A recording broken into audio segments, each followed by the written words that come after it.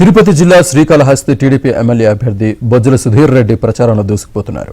పట్టణంలోని 18, 21, 22 వార్డుల్లో ఆయన ప్రచారం నిర్వహించారు. చంద్రబాబు ప్రవేశపెట్టిన సూపర్ 6 పథకాలను వివరిస్తూ ప్రజల్లోకి వెళ్తున్నారు.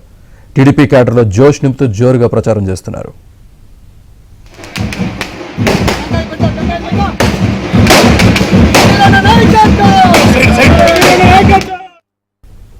ఈ సందర్భంగా వార్డుల్లోని మహిళలు సుధీర్ రెడ్డికి హారతులిచ్చి ఘన స్వాగతం పలికారు.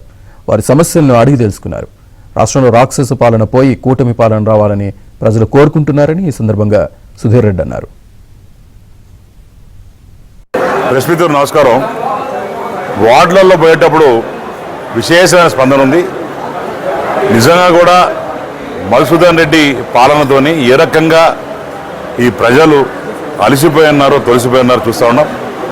ఎక్కడ పోయినా సరే నీరాజనం బట్టి షాల్ వేసి మరి అందరూ దిష్టి తీసే పరిస్థితి ఉంది. నిజంగానే ఇతను చూస్తే ఆ వార్డులో చూస్తే ఆ రోజు నాన్నగారు బొజ్జల గోపాలకృష్ణారెడ్డి గారు ఆయన చేసిన అభివృద్ధి తప్ప ఎక్కడ కూడా ఒక అభివృద్ధి కూడా లేకుండా ఉంది పరిస్థితి. రేపు వచ్చే కాలంలో మనం గెలిచిన తర్వాత కొత్త ఫ్యాక్టరీలు లేకపోతున్నాం, మంచి అభివృద్ధి చేయబోతున్నాం, మంచి రోడ్లు వేయబోతున్నాం.